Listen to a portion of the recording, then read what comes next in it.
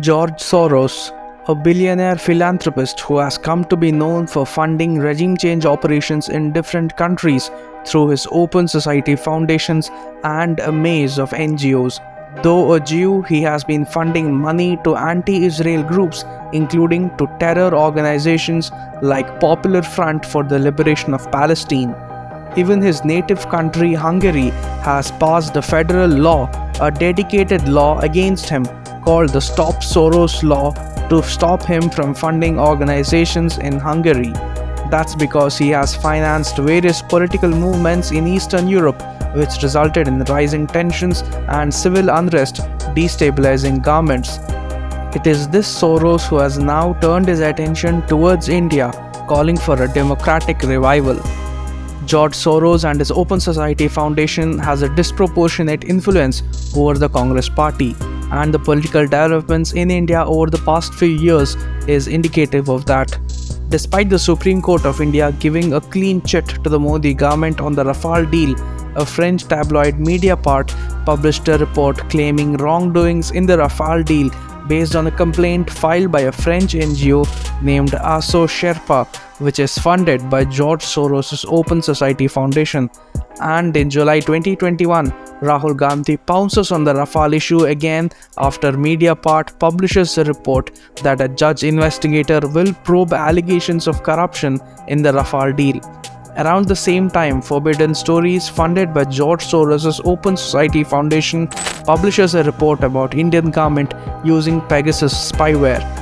At a time when important legislations like the Insolvency and Bankruptcy Code Amendment Bill 2021, the Essential Defense Services Bill 2021, Entrepreneurship and Management Bill 2021, the Congress and other opposition parties tried paralyzing the parliament during the 2021 monsoon session.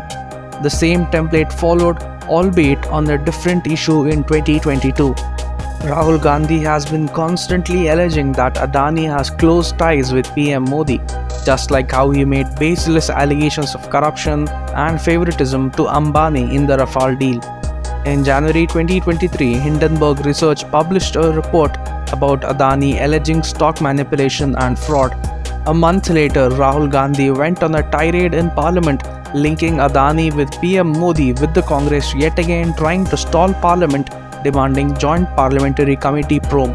And within a fortnight, George Soros slams Prime Minister Modi, alleging links with Adani and calling for a democratic revival. Too much of a coincidence, isn't it? Well, we are just getting started. One can find the fingerprints of Soros in every protest-turned-riots that happened since 2019. This is Salil Shetty, the Vice President of George Soros' Open Society Foundation. He was spotted with Rahul Gandhi during the Bharat Jodo Yatra in October 2022. But he was also present at the anti-CAA protests in Shaheen Bagh, which resulted in the 2020 Delhi riots. The anti-CAA protest was based on a lie that the newly amended Citizenship Act deprived Muslims of their citizenship, which is exactly what Soros had peddled in his 2020 World Economic Forum speech. Salil Shetty was also present at the Singhu border during the so-called farmers' protest, which ended up in the 2021 Republic Day riots.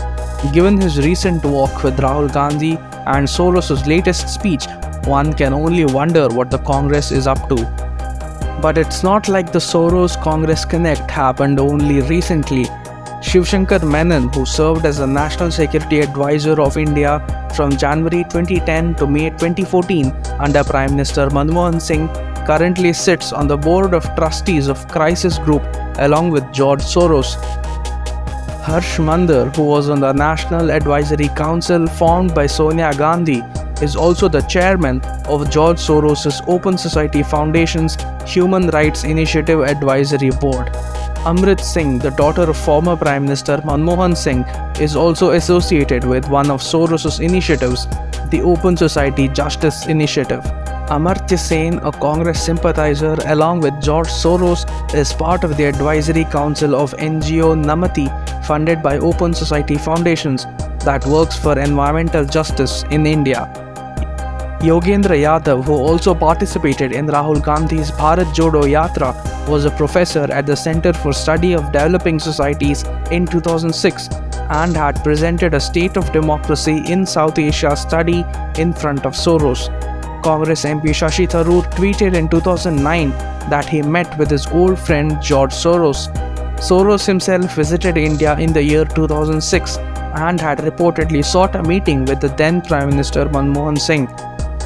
Before his visit, Soros Fund Management LLC chief Abbas Farooq met with the then Minister of State for Industry Ashwini Kumar, top government officials including Finance Secretary Ashok Jha and Industry Secretary Ajay Dua.